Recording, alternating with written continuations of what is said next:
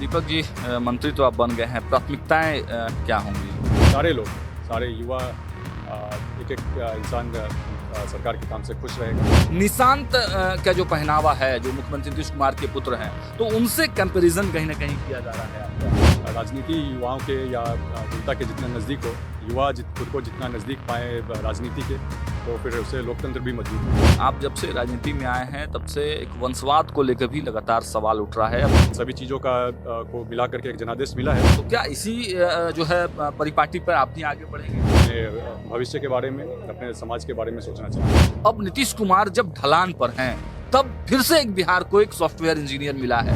2025 का विधानसभा चुनाव हो, 2024 का लोकसभा चुनाव हो, उसमें भी व्यापक स्तर पे लोगों से जुड़े हैं। आपके पर्सनल व्यक्तित्व को लेकर भी बड़ा सवाल उठ रहा है, क्योंकि लोग बहुत जानते नहीं हैं आप। तो मेरा तो मानना है कि जब जनता का काम हो, जब जनसेवा का काम हो, तो पक्ष विपक्ष सबको मिलकर के सहयोग करना चाहिए। नमस्कार, मेरा नाम सागर कुमार है और आप न्यूज हाट देख रहे हैं। देखिए, इस वक्त हमारी मौजूदगी एक ऐसे शख्स के साथ है जो शख्स कल से ही ट्रेंड कर रहे हैं, बिहार ही नहीं बल्कि पूरे देश में ट्रेंड कर रहे हैं। नए नवेले बिहार विधानसभा में गए तो नहीं है, लेकिन मंत्री बन गए हैं। बहुत स्वागत है दीपक प्रकाश जी आपका। बहुत बहुत धन्यवाद। दीपक जी, कल से ही लगातार ट्रेंड में है और लग रहा है कि कल के बाद से इतने आपने इंटरव्यू दे दिए कि मुझे नहीं लगता कि गिनती किए होंगे आप। ट्रेंडिंग की जहाँ तक बात है तो असली ट्रेंडिंग तो तब होगा जब बिहार के सारे युवा, सारे ही लोग सरकार के काम से, एक एक इंसान जो कि ट्रेडिशनली एनडीए को वोट नहीं भी करते हैं, सारे लोग, सारे युवा, एक एक इंसान सरकार के काम से खुश रहेगा। वो दिन मेरे लिए सबसे बड़ा ट्रेंडिंग वाला दिन होगा। हाँ, ये बहुत बड़ी बात दीपक प्रकाश जी ने कही। दीपक प्रकाश जी, आपके पहनावे को लेकर भी बड़ा अट्रैक्शन लोगों में है कि मतलब परंपरागत वेशभूषा को छोड़ के और दीपक प्रकाश एकदम सिंपल साधारण। निशांत का जो पहनावा है, जो मुख्यमंत्री नीतीश कुमार के पुत्र हैं, तो उनसे कंपैरिजन कहीं ना कहीं किया जा रहा है आपका। नहीं, कंपैरिजन की बात नहीं है। जिस पहनावे में हम कंफर्टेबल थे, वही कपड़ा पहने थे। तो बस ये, बाकी लोग, सभी लोग, कुछ लोग कुर्ता पैजामा में कंफर्टेबल रहते हैं, कुछ लोग धोती में कंफर्टेबल रहते हैं, तो कंफर्ट के हिसाब से ये पहनावा था। बाकी ऐसे राजनीति को लेकर मेरा सोचना है कि राजनीति युवाओं के या जनता के जितना नज़दीक हो, युवा खुद को जितना नज़दीक पाए राजनीति के, तो फिर उससे लोकतंत्र भी मजबूत होगा। दीपक जी, मंत्री तो आप बन गए हैं, प्राथमिकताएं क्या होंगी? पर्सनली मेरे से पूछिएगा तो प्राथमिकता युवाओं के लिए और रोजगार के लिए, शिक्षा के लिए काम करना चाहेंगे। बाकी सरकार का जो घोषणा पत्र है, एनडीए का जो संकल्प पत्र आया था, उसमें जो भी वादे किए गए हैं उन सभी को पूरा करना है, लोगों के लिए काम करना है। आप जब से राजनीति में आए हैं तब से एक वंशवाद को लेकर भी लगातार सवाल उठ रहा है। अब भी आ गए हैं तो आप पर भी सवाल उठेंगे। तेजस्वी यादव ने भी पोस्ट किया है सम्राट चौधरी के बारे में, आपके बारे में, रमा निषाद, लंबी लिस्ट उन्होंने जारी की है। तो कैसे, मतलब इन सभी चीजों का काट कैसे?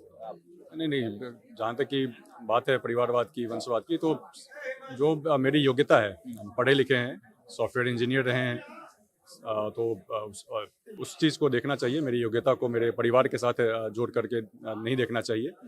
और जहाँ तक ऐसा भी बोल रहे हैं कि हम अचानक से आ गए हैं राजनीति में, हम काफ़ी समय से सक्रिय हैं, पिछले 5-6 सालों से पार्टी के स्तर पर काम करते रहे हैं। 2025 का विधानसभा चुनाव हो, 2024 का लोकसभा चुनाव हो, उसमें भी व्यापक स्तर पे लोगों से जुड़े हैं, प्रचार पार्टी के लिए किए हैं, तो नया नहीं है। और दीपक जी, कुशवाहा राजनीति की बात होती है, आप भी कुशवाहा समाज से हैं। सम्राट चौधरी एक बड़ा नाम है, उपेंद्र कुशवाहा तो सबसे बड़े नेता कुशवाहा समाज के कहे जाते हैं।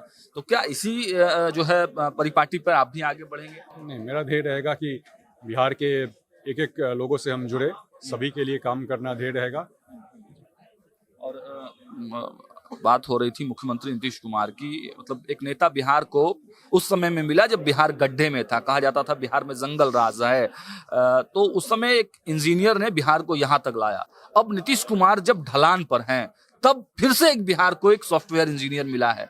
क्या यहाँ से फिर से इंडस्ट्री के दृष्टिकोण से आगे बिहार को ले जाने में आपकी भूमिका होगी? नहीं, बिल्कुल। बिहार में जैसे अभी सरकार का घोषणा पत्र आया है, उसमें अगले 5 सालों में रोजगार की व्यवस्था की जाएगी। लगभग 1 करोड़ रोजगार और नौकरी का सृजन किया जाना है। पूरे बिहार में औद्योगिक पार्क लगाए जाने हैं। स्पेशल इकोनॉमिक जोन बनना है, और भी कई योजनाएं चल रही हैं। टेक्सटाइल पार्क है, फार्मास्यूटिकल पार्क है, फूड पार्क है, सभी क्षेत्रों में काम हो रहा है। युवा आगे बढ़ेंगे। युवा, दूसरा एक शिक्षा जो है, शिक्षा 100 बीमारियों का एक इलाज होता है। तो हम तो चाहते हैं कि सारे युवा पढ़े लिखे, सारे ही लोग डॉक्टर बने, इंजीनियर बने। बिहार के लिए सभी लोग सहयोग करें, उसमें मेरा भी योगदान रहेगा। आपके पर्सनल व्यक्तित्व को लेकर भी बड़ा सवाल उठ रहा है, क्योंकि लोग बहुत जानते नहीं हैं आपको, लेकिन कल से इतने इंटरव्यू आपके वायरल हुए हैं, लोग आपके बारे में जानना चाहते हैं। आपकी निजी रुचि क्या चीज में है? आप अपने लव विथ अफेयर जो है शादी भी की है, ब्राह्मण समुदाय से वो लड़की आती है, उनसे समुदाय, तो जाति पाति का भेद आप नहीं रखना चाहते हैं? जाति पाति का भेद किन्हीं को नहीं रखना चाहिए। जैसे मेरा पर्सनली आप पूछ रहे हैं तो 2011 में मैं इंजीनियरिंग कंप्लीट किए, सॉफ्टवेयर इंजीनियर हैं हम। उसके बाद आईटी सेक्टर में 3-4 साल काम भी किए। उसके बाद से फिर राजनीति में सक्रिय रहे हैं। जहाँ तक कि व्यक्तिगत बात है तो जात पात से सभी लोगों को ऊपर उठना चाहिए। एक जरिया समाज में जात पात खत्म करने का ये हो सकता है, लेकिन जात पात से सभी लोगों को ऊपर उठकर सोचना चाहिए। आज के नौजवान हैं, नौजवान को तो जाति भूल करके अपने भविष्य के बारे में, अपने समाज के बारे में सोचना चाहिए। साक्षी मिश्रा जी के बारे में क्या कहना है? मेरी वाइफ है, मेरी धर्मपत्नी है, मेरी अर्धांगिनी है। क्योंकि सोशल मीडिया पर एक वायरल हो रहा है पोस्ट की हर सफल आदमी के पीछे एक औरत का हाथ होता है, तो आपकी पत्नी आपके साथ सहयोग रहती है? जी जी बिल्कुल, पूरा सहयोग मिलता है उनका, सभी कामों में सहयोग मिलता है। हम लोग सारे कामों को साथ करना चाहते हैं जहाँ तक मौका मिल पाता है। राजनीति में भी अभी हम लोग जैसे अभी विधानसभा का चुनाव चल रहा था, पिछला लोकसभा का भी चुनाव था, तो प्रचार के काम में भी वो बढ़ चढ़ कर हिस्सा ले रही थी। एक यही अंतिम सवाल मेरा रहेगा दीपक जी कि विपक्ष जो है वो सुपड़ा साफ हो गया है, एक नई दिशा की तरफ बिहार बढ़ चुका है, तो विपक्ष को क्या कहेंगे और आने वाले जो पीढ़ी है उसको क्या कहेंगे? नहीं, विपक्ष साफ हुआ है, उससे ज़्यादा इस चुनाव में जनता का जनादेश एनडीए के पक्ष में आया है। उसमें जो पिछले 20 साल में जो काम किया गया है, 2005 से पहले और 2005 के बाद जो बदलाव आया है, उसके पक्ष में वोटिंग हुई है।